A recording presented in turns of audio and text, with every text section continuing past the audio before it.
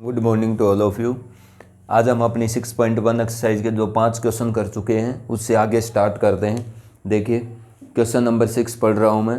Solve the following system of linear equation and represent the solution set on the number line. वो क्या कहता है कि एक वेरिएबल की जो ये लीनियर इक्वेशन है इनको सोल्व करो और सॉल्यूशन को नंबर लाइन पर रिप्रेजेंट करो। इसका मैं कोई भी एक पार्ट करता हूँ। फॉर थर्ड पार्ट करिए, ये 6th क्वेश्चन का थर्ड पार्ट है। 4 minus 5x greater than -11, 4 minus 5x greater than -11 और उसके बाद क्या कहता है 4x प्लस 11, बीच में लिखा है and 4x plus 11 is less than equal to 13, is less than equal to -13। ठीक है, यहाँ पर ग्रेटर देन -11 है और लेस देन इक्वल टू यहाँ पर क्या है माइनस का 13 है। 4x plus 11 less than equal to -13, 4 minus 5x greater than -11। अब बीच में एंड लिखा है। एंड का मतलब देखो, अगर वो ये कहता है कि solve this system of linear equation, अभी तक हमने एक एक लीनियर इक्वेशन को सोल्व किया था। ये एक वेरिएबल की एक लीनियर इक्वेशन है, ये भी एक वेरिएबल की एक लीनियर इक्वेशन है। कैसे सोल्व करेंगे? इस एंड का मतलब होता है बेटा कॉमन।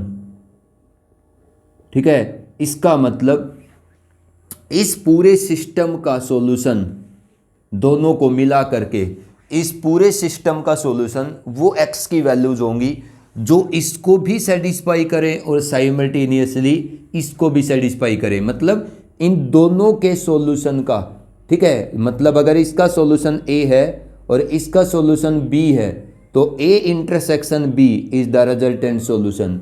ठीक है, मतलब अगर दो लीनियर इक्वेशन गिवन है एक वेरिएबल की, दोनों के बीच में एंड लगा रहा है, तो इसका मतलब आपने उसका सॉल्यूशन जब कैलकुलेट करोगे तो आपसे क्या पूछ रहा है कि वो x की वैल्यू बताओ जो इस लीनियर इक्वेशन को भी सेटिस्फाई करती हैं और साथ साथ इसको भी सेटिस्फाई करती है। मतलब वो x की वैल्यू ही इस सिस्टम का सॉल्यूशन होगा जो x की वैल्यू इसको भी सेटिस्फाई करे और साथ साथ इसको भी सेटिस्फाई करे।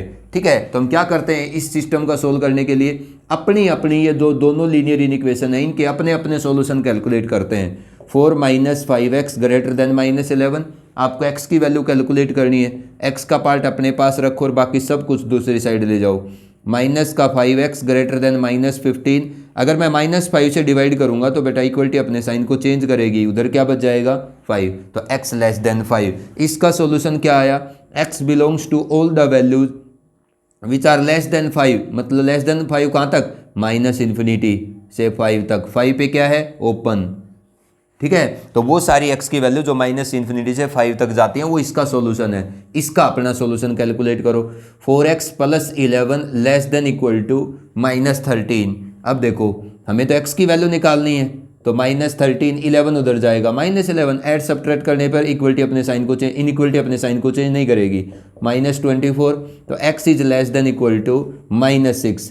इसका सॉल्यूशन मतलब इस एक वेरिएबल की लीनियर इक्वेशन का सॉल्यूशन वो x की वैल्यू है जो -6 या -6 से छोटी है, तो इसका सॉल्यूशन आ गया x बिलोंग्स टू -इन्फिनिटी से लेकर के कहाँ तक? क्लोज इंटरवल -6 तक, क्योंकि यहाँ पर आपके सॉल्यूशन में कौन इंक्लूड है? 6 भी इंक्लूड है। अब इन दोनों का जो कॉमन है वो क्या आएगा? देखो मैं एक बेटा कॉमन नंबर लाइन बनाऊंगा -इन्फिनिटी से +इन्फिनिटी। जब दो लीनियर इक्वेशन है एक वेरिएबल की, दोनों को बीच में एंड लगाता है, मतलब दो लीनियर इक्वेशन एक वेरिएबल की बीच में एंड लगा हुआ है, तो दोनों का अपना अपना सॉल्यूशन कैलकुलेट करो और फिर वो x की वैल्यू छांट लो जो दोनों के सॉल्यूशन में आती है, मतलब दोनों का कॉमन सॉल्यूशन। कैसे कैलकुलेट करेंगे?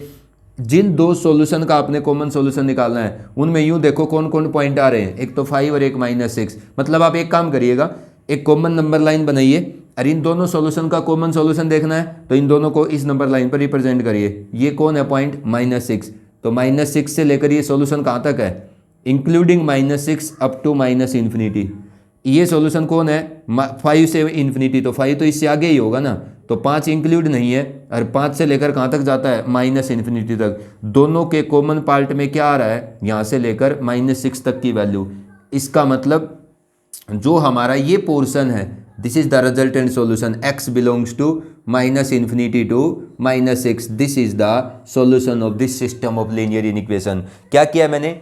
इसका सॉल्यूशन कैलकुलेट किया, इसका सॉल्यूशन कैलकुलेट किया, फिर दोनों के सॉल्यूशन को एक कॉमन नंबर लाइन पर रिप्रेजेंट किया। जो पार्ट दोनों के सॉल्यूशन में कॉमन है वो ऐसी एक्स की वैल्यूज हैं जो इसको भी सेटिस्फाई करेंगी और साथ साथ इसको भी सेटिस्फाई करेंगी। इस इंटरवल में जितनी भी एक्स की वैल्यूज हैं उनमें हर एक्स की वैल्यू इसको भी सेटिस्फाई करती है और साथ साथ इसको भी सेटिस्फाई करती है, तो वो हमारे इस सिस्टम का सॉल्यूशन होगा। तो अगर बीच में एंड लगा हुआ है तो दोनों इन इक्वेशन का अपना अपना सॉल्यूशन कैलकुलेट करो, एक कॉमन नंबर लाइन पर दोनों सॉल्यूशन को रिप्रेजेंट करो और जो कॉमन पार्ट है दोनों के सॉल्यूशन में वो आपका रिजल्टेंट सॉल्यूशन होगा। ठीक है, 6th क्वेश्चन में सारे पार्ट ऐसे ही हैं। अब मैं क्वेश्चन नंबर 7 कर रहा हूँ। ठीक है, इसका भी कोई भी एक पार्ट करूंगा। वो क्या कहता है, solve each of the following system of linear equation, represent the solution set on the number line. Number line पर अब आपको रिप्रेजेंट करना आ गया होगा। देखो 2x माइनस 1, देखो ऐसे लिखा हुआ है 2x minus 1 greater than equal to x plus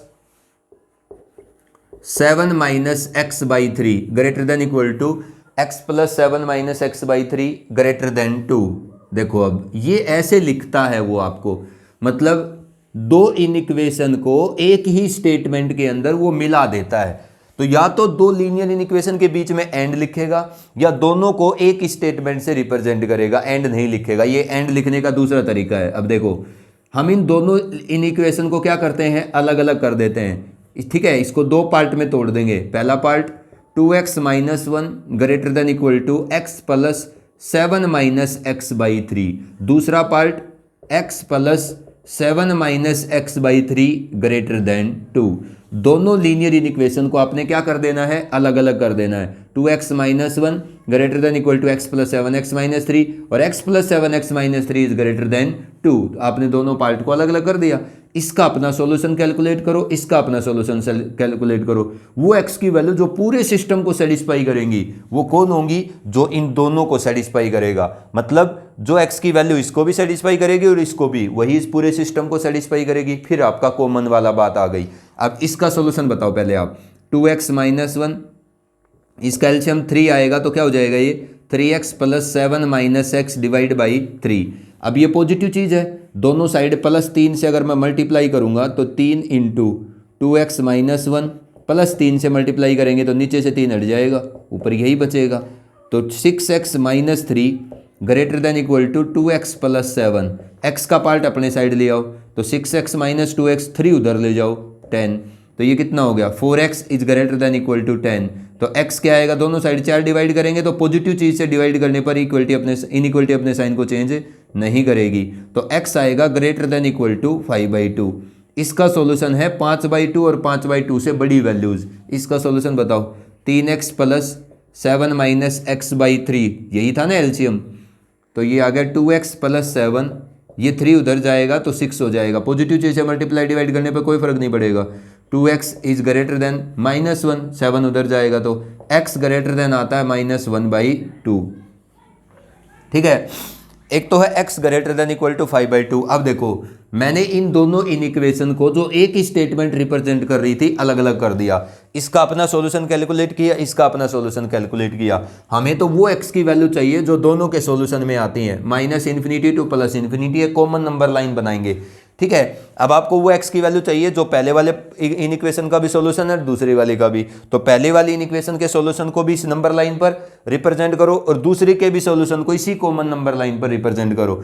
अगर दो सॉल्यूशन का कॉमन देखना है तो दोनों सॉल्यूशन को एक कॉमन नंबर लाइन पर रिप्रेजेंट कर दीजिए। इस पर बताओ पहले सॉल्यूशन को रिप्रेजेंट करेंगे तो पहला सॉल्यूशन क्या है 5/2 और 5/2 से बड़ी वैल्यूज, 5/2 भी इंक्लूड है और 5/2 से बड़ी वैल्यूज।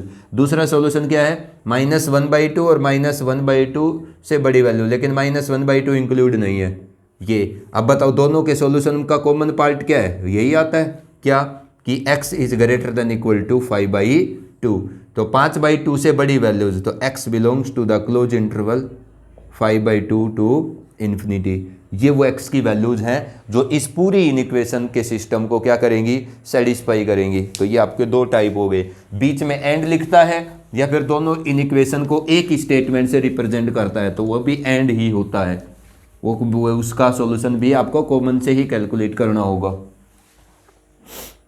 ठीक है, अब थर्ड पार्ट जो क्वेश्चन नंबर 8 है उसमें फिर वो एंड ही लिख रहा है।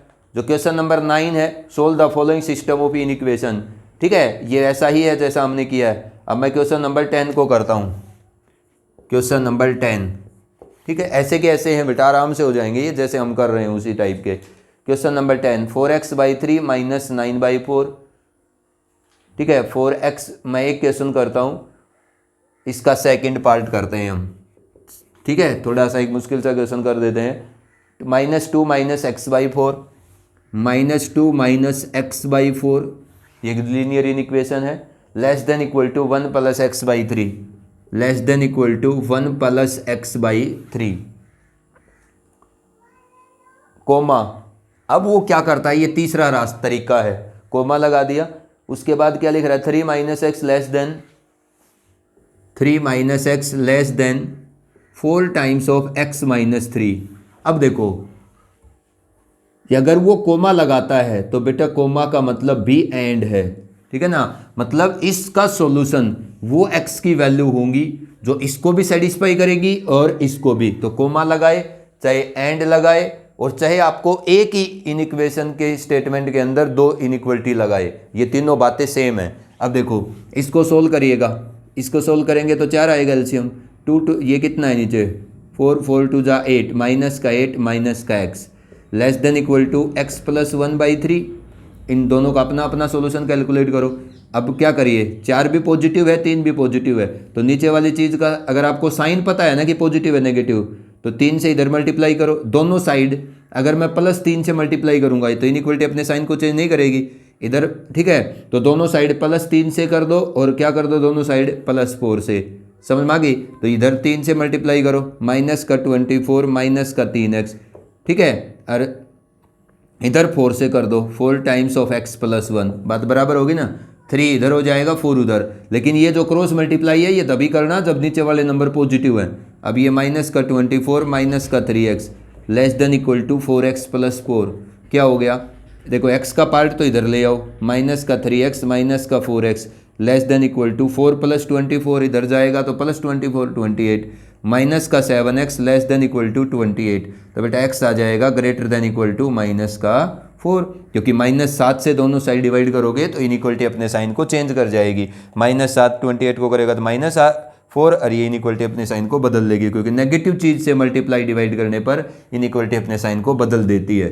3 minus x less than 4x minus 12, x का पार्ट अपने पास लाओ, माइनस का 4x, ठीक है, लेस देन -12 माइनस 3, तो इसका मतलब माइनस का 5x लेस देन माइनस का 15। अगर मैं -5 से दोनों साइड डिवाइड करूंगा तो इनइक्वलिटी अपने साइन को चेंज कर जाएगी। इसका सॉल्यूशन आता है x greater than equal to -4, इसका सॉल्यूशन आता है x ग्रेटर देन 3।